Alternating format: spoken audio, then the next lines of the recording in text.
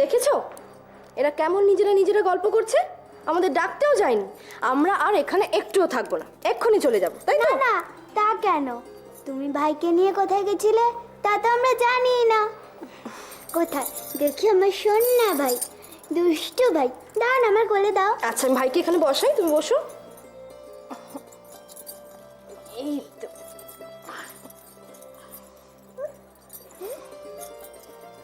দেখেছো হাসলে তোমাকে কত সুন্দর লাগে? তোমার এই হাসি মুখটা সব সময় রাখবে, কেমন? তোমাদের ছত্র ছায়া যখন আছে তখন ওর মুখে হাসি তো সব সময় থাকবে। আসলে কি জানো তো, অলংকার নয়, নারীর আসল সৌন্দর্য লুকিয়ে থাকে তার হাসির মধ্যে। হাসি হাসি তো আমার জীবন থেকে মুছেই গিয়েছিল। বেঁচে থাকতেই ইচ্ছা করতো না। এত অপমান, এত লাঞ্ছনা। আসলে কি জানো, বন্ধা নারীর মুখে অত হাসি বোধহয় মানায় না। আর কখনো এমন কথা মুখে আনবে না তুমি। তুমি কত সুন্দর বলো তো, তোমার মনটাও ততটাই সুন্দর। আর এখন তো তুমি তোমার দাদার কাছে আছো, তোমার বৌরানীর কাছে আছো। আর তাছাড়া খনা খনা তো তোমার নিজের সন্তানের মতোই, তাই না?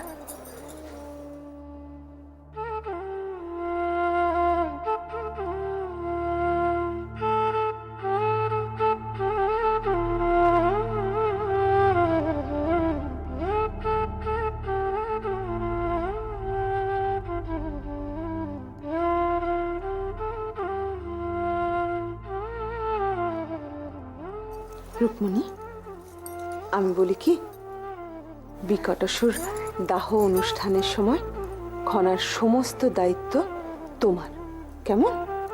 সেই ভালো। আর খনা তো একেবারে রুকুমণি বলতে অজ্ঞান, তাই না খনা?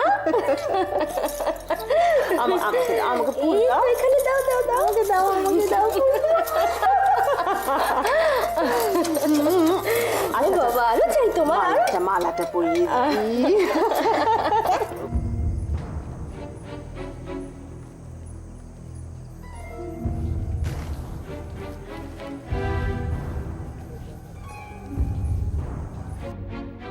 এদিকে সুরক্ষা ব্যবস্থা তো ঠিকই আছে, কিন্তু সেনাপতি মশাই, উত্তর পূর্ব দিকে আরো বেশ কিছু সৈন্য মোতায়েন করা প্রয়োজন নয় কি?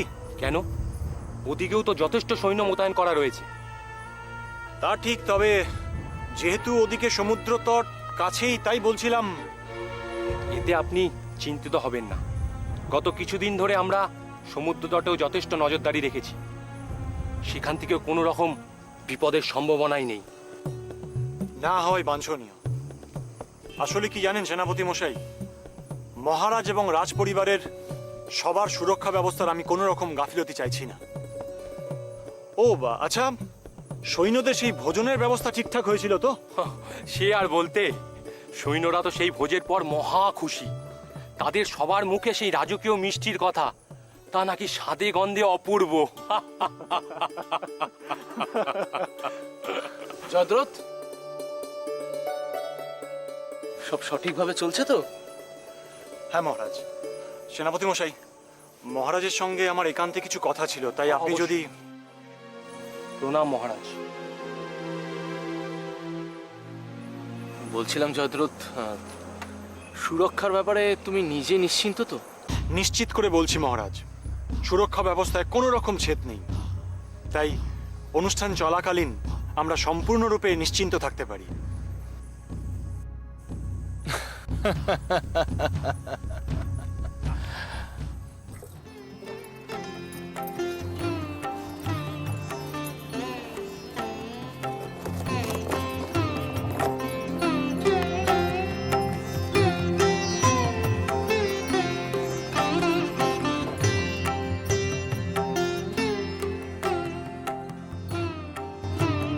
রাজিমা, আমরা কখন যাব বিকটাসুর দাহ করতে? বাবা, এই তো একটু পরেই যাব। সত্যি কি ব্যস্ত হয়ে পড়েছে। কি বলছেন রাজিমা? ঘনা তো শিশু, আমারই তো আর তর্স হয়েছে না। তা যা বলেছেন, আসলে আমরা তো আগে কোনোদিন এই উৎসব দেখিনি। তা অবশ্য ঠিক, যেটা দেখা নেই সেটা সম্পর্কে কিন্তু খুব আগ্রহ থাকে। ওহ, আমার কি আনন্দ হচ্ছে! আমি গিয়ে বিকটাসুরকে তীর মেরে আগুন জ্বালাবো, আমি ভাবতেও পারছি না। কিন্তু খনা, এর জন্য কিন্তু আমাদের সকলের দেবী গোদাবরীকে ধন্যবাদ জানানো উচিত। এই অনুষ্ঠান কারো মাথায় আসতো না উনি যদি আমাদের না বলতেন। না না, এ তো এক সামান্য বিষয়। আসলে সকলের মঙ্গলের জন্য, সকলের আনন্দের জন্যই তো এই অনুষ্ঠানের আয়োজন করা। এর কৃতিত্ব আমি একা কি করে নেব? যাই বলুন না কেন, আপনি তো সিংহলের মঙ্গলের জন্যই এই উৎসবের কথা ভেবেছিলেন। আমার মনে হয় সিংহলবাসী এর জন্য আপনার কাছে চির উপকৃত থাকবে। ঠিক বলেছ রেবতী, আমাদের তো সকলেরই আশা যে সিংহল থেকে সমস্ত অশুভ শক্তি বিনাশ হবে, সিংহলে নেমে আসবে সুখ, শান্তি, সমৃদ্ধি, তাই না? হ্যাঁ, তাই তো। আসলে শান্তি সমৃদ্ধি যেন এই গোটা সিংহলের ওপরে, এই পরিবারের ওপরে বিরাজ করে। তাই তো এই অনুষ্ঠানের আয়োজন করা।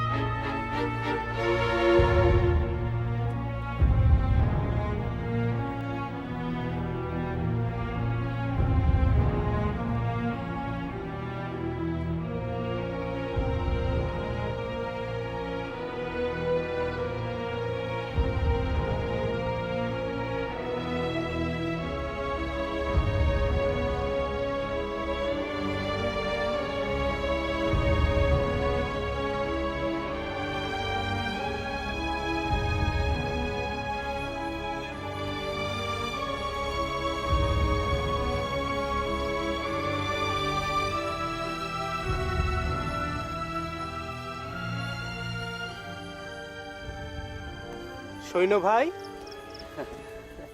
বলছিলাম যে এখানেই কি ওই বিকটাসুর দাহ অনুষ্ঠানটা হবে? হ্যাঁ। ও, সেই জন্যই এত সৈন্য সামন্ত সব পাহারা দিচ্ছে, তাই তো? আচ্ছা আচ্ছা সৈন্য ভাই, ওই ওই যে বিকটাসুরের শরীরে যে আগুনের তীরটা মারা হবে, তা সে তীরটা কে মারবে? কে আবার? আমাদের রাজকুমারী খনা। রাজকুমারী খনা? ভালো ভালো, খুব ভালো।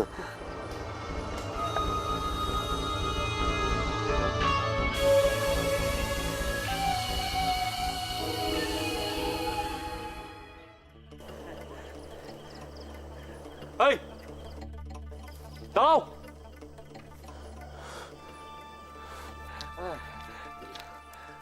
তোমরা কারা? তোমরা তো আমার সৈন্য নও, এখনই তোমাদের পরিচয় দাও। না না, না, মানে সেনাপতি মশাই, আমরা হলাম গিয়ে আপনার ওই সৈন্যবাহিনীর একজন সৈন্যের দুজনেই ওই খুব কাছের আত্মীয়। আত্মীয়? তোমরা ভেতরে ঢুকলে কি করে? এই, তুমি এখানে দাঁড়িয়ে কি পাহারা দিচ্ছ? এদের পরিচয় জানতে চাওনি? না না, মানে উনার কোনো দোষ নেই, আসলে দোষটা আমাদের। আপনি আমাদের ক্ষমা করবেন। আমরা আসলে ওই বিকটাসুরের প্রতিমূর্তি তৈরির কাজে ভেতরে এসেছিলাম। কিন্তু সে তো অনেকক্ষণ আগে সম্পন্ন হয়েছে। এখনো আপনারা ভেতরে কি করছেন? ওই যে দেখতে দেখতে। হ্যাঁ হ্যাঁ মানে আমরা আমরা দেখতে এখানে এসেছিলাম, মানে এরকম অনুষ্ঠান তো দেখার সুযোগ হয় না।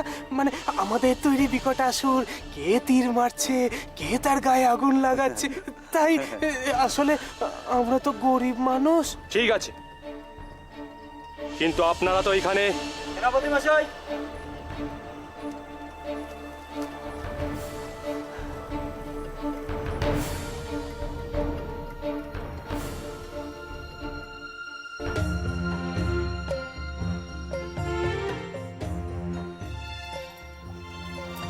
সকলকে অন্তর থেকে এই আচারটি পালন করতে হবে, তবেই সিংহল থেকে অশুভ শক্তি বিলুপ্ত হবে।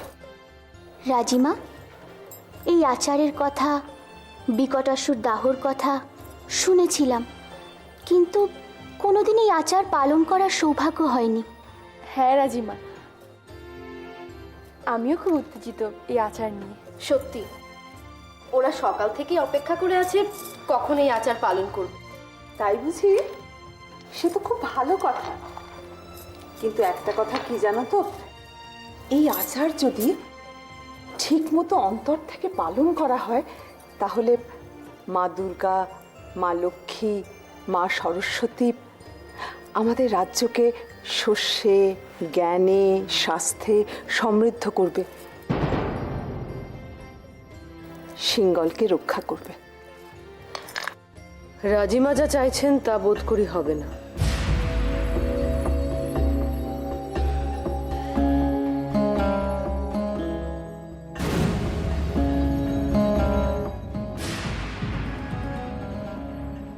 আমার ধারণা এই সমস্ত আচার অনুষ্ঠানই ব্যর্থ হতে চলেছে।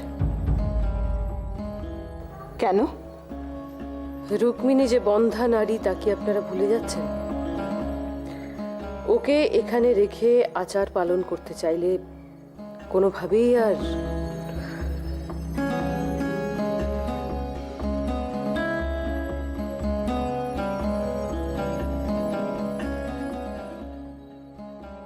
আমার তো মনে হয় রুক্মিণীরই ঠিক এখানে আসাটা উচিত হয়নি।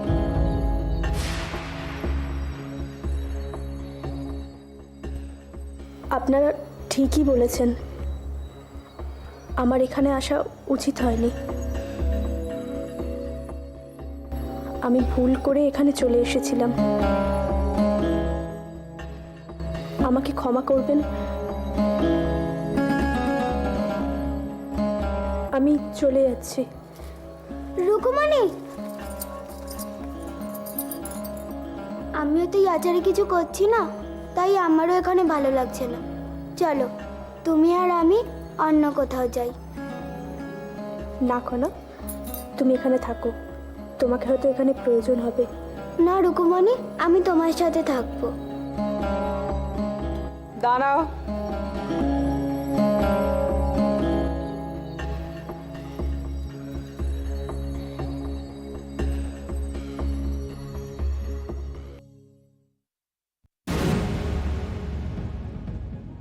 ত্রিজটা, রুক্মিণী কিন্তু বিবাহিতা নারী,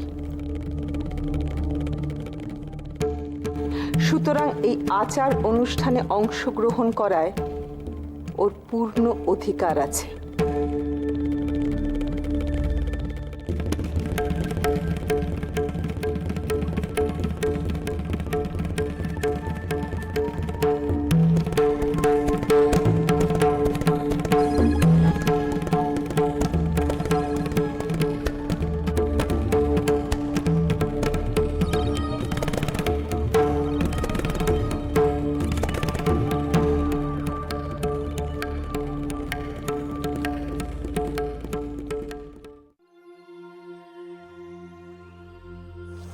আপনি আমাকে ডেকেছিলেন উপপ্রধানমন্ত্রী মশাই? হ্যাঁ, রাজপ্রাসাদ থেকে সবাই যে কোনো মুহূর্তে চলে আসবেন। অনুষ্ঠান শুরু হতে আর বেশি দেরি নেই। সুরক্ষা ব্যবস্থা সব ঠিকঠাক আছে তো? এমনিতে তো সব আগের মতনই ঠিকঠাক আছে, তবে তবে কি কোনো সমস্যা হয়েছে? না, সমস্যা ঠিক নয়। আসলে দুইজন বিকটাসুর প্রতিমূর্তির কারিগর এখনো ভেতরে রয়েছে, তাই তাদের সঙ্গে। অর্থাৎ কি বলতে চান? দুজন অপরিচিত ব্যক্তি এখন এখানে রয়েছেন? এত উৎকণ্ঠার কোনো কারণ নেই। তারা নাকি কোনো এক সৈন্যের আত্মীয়। সে কি কথা? আত্মীয়? তারা এখনো এখানে?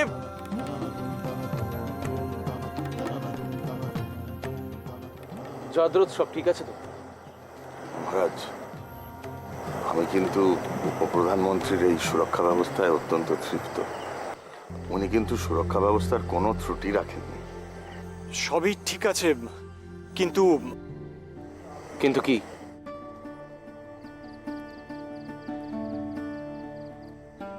ওই তো ওনারাও এসে পড়েছেন।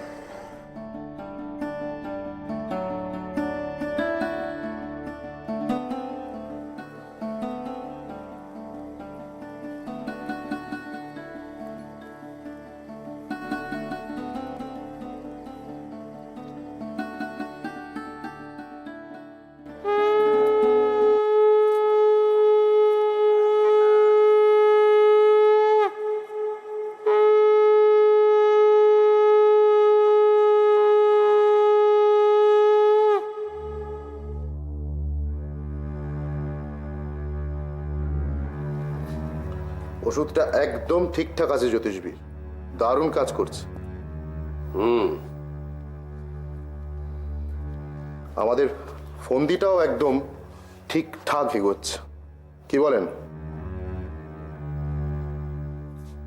অত ছটপট করবেন না, এখনো কিছু শুরুই হয়নি। খেলা তো এখনো শুরুই হয়নি। মানলাম, কিন্তু আমার মন বলছে সব ঠিকঠাক হবে। আপনার মন যা বলছে বলুক, কিন্তু মনের ভাব যেন আপনার চোখে ফুটে না বেরিয়ে আসে।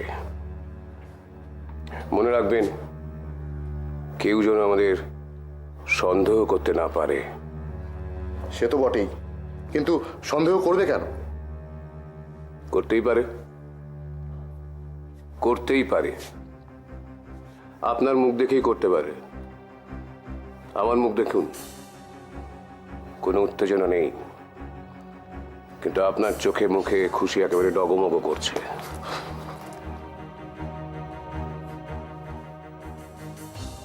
মনে রাখবেন, মনে যাই থাকুক না কেন, মুখে যেন তার প্রভাব না পড়ে, তীরে এসে যেন তরি না ডোবে। ঠিক আছে, ঠিক আছে, আমি সংযত থাকবো। একটা কথা মাথায় রাখবেন, আপনার ভুলে যেন রাজকুমারকে হেরে যেতে না হয়।